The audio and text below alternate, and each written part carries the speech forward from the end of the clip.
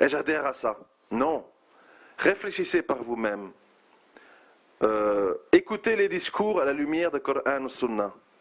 Donc je rappelle que, en principe, si vous avez un Coran, si vous avez les hadiths Bukhari, par exemple, et bien sûr on peut compléter avec toute une série de livres périphériques autour de ça, des exégèses, des tafsirs, des commentaires, etc. Vous pouvez déjà comprendre beaucoup de choses par vous-même. Le problème, c'est que personne ne veut lire. Personne ne veut accepter, parce que des fois on lit mais on n'accepte pas. On a lu dans le Coran, on a bien lu dans le Coran, celui qui touche à l'usure, il déclare la guerre à Allah. Mais on veut quand même le faire en prenant comme excuse la fatwa de Kardawi. C'est ça le problème. C'est qu'à un moment donné, il faut arrêter de se cacher derrière des gens.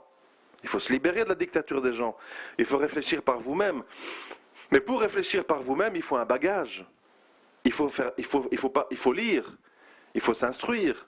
Et là, quand vous aurez lu, vous serez à même de dire, un tel veut me manipuler, un tel veut me mentir, un tel est un extrémiste, un tel est un laxiste, un tel il m'a l'air un peu hypocrite.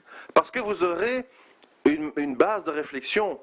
Mais tant que vous serez des gens qui passez vos nuits sur PS3, qui fumez du chichon, qui faites des tours dans votre quartier en mobilette, qui regardent des clips de rap, etc., vous allez être victime de votre entourage. Ah, j'ai rencontré un type sympa, il avait l'air très spirituel et gentil, il m'a fait rêver, je suis devenu tablir. Ah non, les tablirs, j'ai vu qu'ils étaient un peu bizarres, ils m'ont tourné le dos. Tel tarika soufia m'a tordu la main, j'ai plongé là-bas, et ainsi de suite. Et on peut vous amener dans n'importe quoi. Même, puisque je tiens à le dire aussi dans cet audio, même on peut vous amener à commettre des actes violents en Europe, parce que vous êtes comme ça influençable. Je dis et je redis ma position qui est celle qu'elle est aujourd'hui, afin que tout soit bien clair et qu'on ne m'accuse pas de ce que je n'ai pas dit. J'ai dit qu'après avoir entendu 1001 témoignages, avoir analysé le problème sous toutes ses coutures, avoir réfléchi des nuits entières sur le sujet, je suis catégorique, mais je dis bien je ne suis pas infaillible, je peux me tromper, et il faut analyser mes propos à la lumière du Coran et de la Sunna. Je pense sincèrement que les musulmans qui veulent vivre un islam complet, ça veut dire qui veulent l'adhan, qui veulent prier à l'heure, qui veulent éduquer leurs enfants dans un environnement avec les valeurs islamiques, qui veulent s'habiller comme ils veulent, qui veulent pouvoir porter la barbe, qui veulent pouvoir porter le hijab, le niqab, etc., qui veulent pratiquer la polygamie, qui veulent pouvoir dire al-jihad quand l'islam est attaqué, etc., ils sont dans le mauvais endroit. Ils sont dans le mauvais endroit, pourquoi ? Parce que, la majorité des Occidentaux ne veut pas entendre parler de cela, et je ne comprends d'ailleurs pas comment ils ne votent pas plus Front National. Bref, ça fait partie des mystères que je ne comprends pas. Comment, avec le racisme et l'islamophobie ambiante, le Front National n'arrive pas à mobiliser plus de monde. C'est très étrange. 2, la majorité des musulmans présents en Occident sont autistes par rapport à ce discours. Dans le sens que, qu'est-ce qu'ils vous disent, la plupart des musulmans qui vous entourent dans les mosquées, qui portent un voile et une barbe, peu importe, ils vous disent, moi je veux un travail, je veux me marier, je veux m'intégrer à la République n'est pas si mauvaise, elle nous laisse construire des mosquées et nous pouvons prier le vendredi et avoir notre mouton à l'Aïd et faire notre voyage de pèlerinage une fois avant la mort. Arrête de m'agiter, arrête de t'exciter, on est très bien en France, cesse tes discours extrémistes. Voilà la réalité, mes frères et sœurs. Crue. La réalité crue. Alors, soit on ne l'accepte pas et on continue à devenir un frustré et à frustrer d'autres jeunes avec soi, qu'on va amener à la violence, qu'on va amener au terrorisme, qu'on va amener au désordre, hein ? Ou soit, on va à un moment donné résister, et puis craquer. Craquer pourquoi ? Parce que tout le monde a besoin d'une bouffée d'oxygène, tout le monde a besoin de trouver un équilibre, tout le monde a besoin de vivre, tout le monde a besoin de consommer, et on ne peut pas vivre sous tension toute sa vie et faire subir ça à femmes et enfants. Donc à un moment donné, soit on comprend le milieu dans lequel on vit, et on prend des mesures, si on tient vraiment à sa religion, ou bien à un moment donné, on la ferme, et on suit le mouvement. Et suivre le mouvement, ça veut dire ce que je viens de dire, je travaille, le vendredi je vais à la mosquée, voilà, j'ai réservé mes 2 tickets pour le Hajj à 10 000 euros, tout va bien, je suis heureux, vive la République, vive la France, bon voilà. Mais ce que moi je déplore, c'est des gens qui disent pourquoi on n'a pas du vrai halal? Pourquoi ma fille peut pas aller voiler à l'école? Pourquoi on peut pas dire ce qu'on veut dans notre mosquée? Salle vendue de Chalgoumi, de la mosquée de Drancy?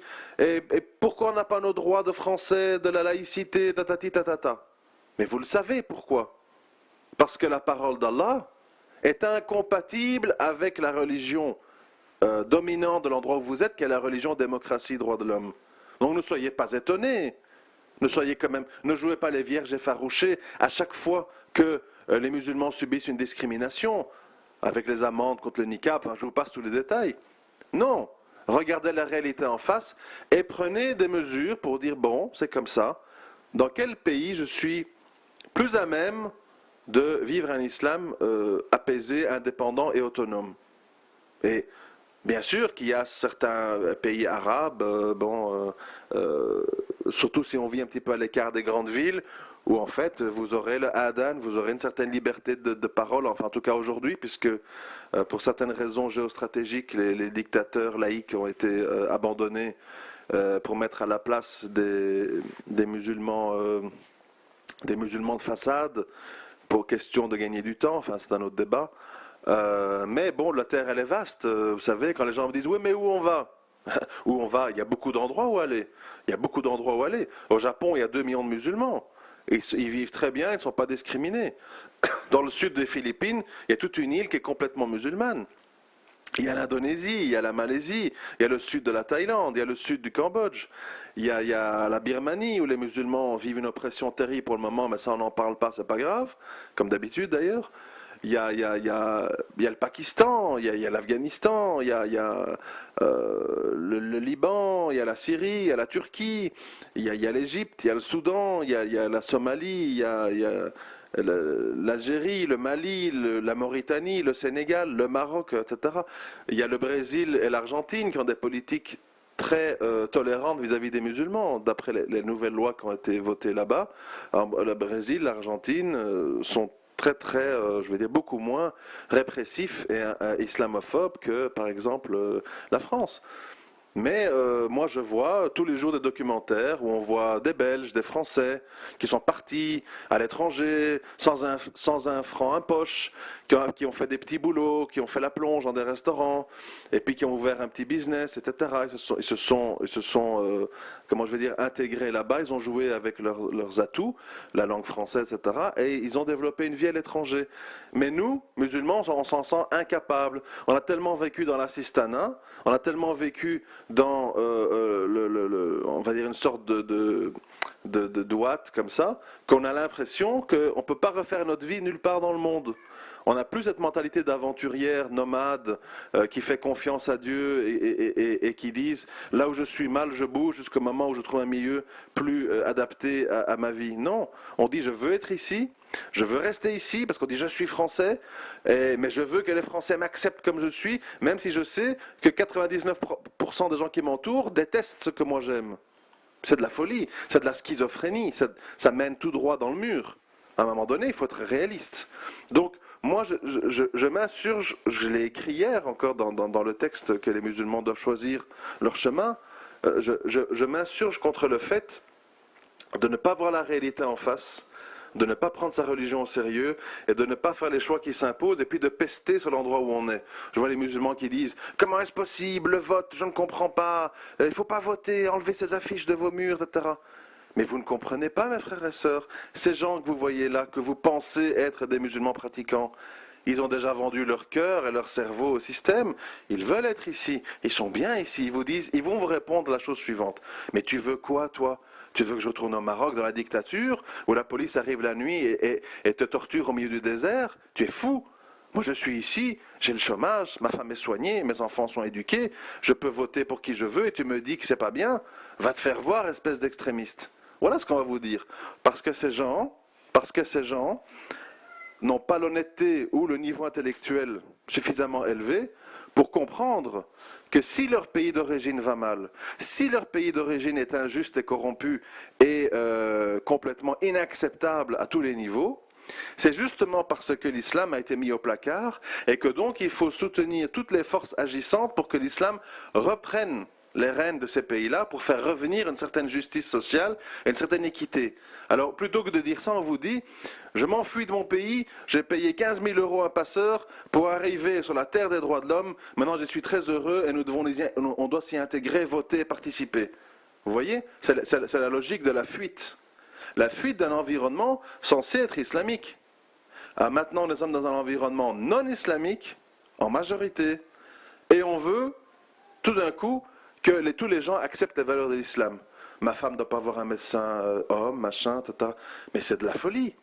C'est pour ça que l'urgence absolue pour les musulmans lucides et qui a un niveau intellectuel normal, c'est de comprendre que la seule façon de retrouver un équilibre mental et un équilibre de vie par rapport à leur religion, c'est de rejoindre un endroit qui n'est peut-être pas parfait, qui n'est peut-être pas impeccable, qui n'est peut-être pas sûr à 100%, où il n'y a peut-être pas autant d'assistanat qu'en France, mais là où ils vont pouvoir agir de façon à vivre en conformité avec leurs croyances. Ce qui est radicalement impossible ici, parce qu'évidemment, comme je l'ai toujours pensé, plus la crise économique va s'accentuer, plus les Français auront des ressentiments, et plus ils auront des ressentiments, plus ils seront islamophobes, et plus ils seront islamophobes, plus les jeunes maghrébins ou les jeunes musulmans vont se radicaliser et entrer dans des actes de desperado, comme ils disent à la télé, et faire des bêtises.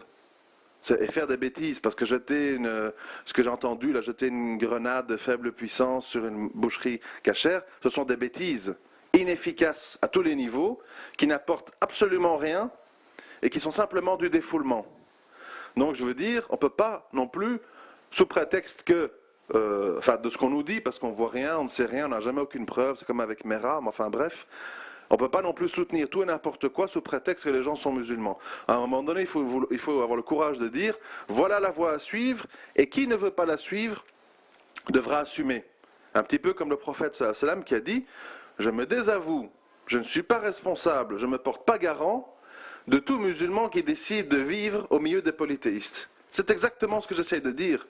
Toute personne qui veut rester ici, parce qu'elle a la mutuelle, parce qu'elle a la carte vitale, parce qu'elle a le RSA, parce qu'elle a le chômage, parce que ceci, parce qu'elle a les habitudes, parce qu'elle a la famille, etc., et qui n'est pas prête à remettre tout ça en jeu pour sa religion, devra subir les conséquences et il ne faudra pas venir pleurnicher.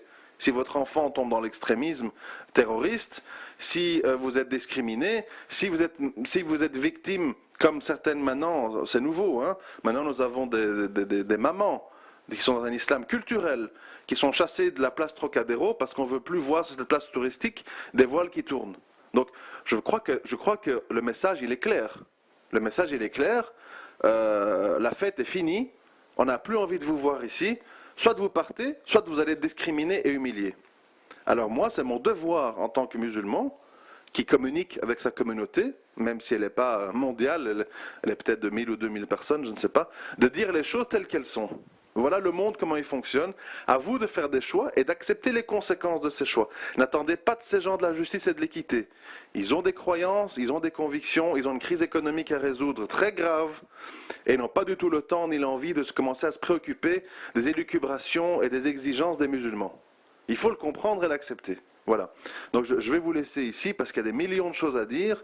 Ce qui est malheureux, c'est qu'on n'est jamais invité ni à la télé ni à la radio pour en débattre. On est obligé de faire des audios sur Internet. Conclusion, malheureusement aussi, le français de souche n'entend jamais notre point de vue, n'entend jamais notre grille de lecture et notre angle de vision. On ne fait qu'entendre, ce sont des jeunes fous, des délinquants, des brigands qui font des actes déraisonnables, etc. Bon, bref. Mais peut-être un jour ça changera, je ne sais pas. En attendant, voilà le bilan de la situation. À vous d'y réfléchir et d'en tirer les conclusions qui s'imposent, Inch'Allah. Assalamu alaikum wa rahmatullah wa barakatuh.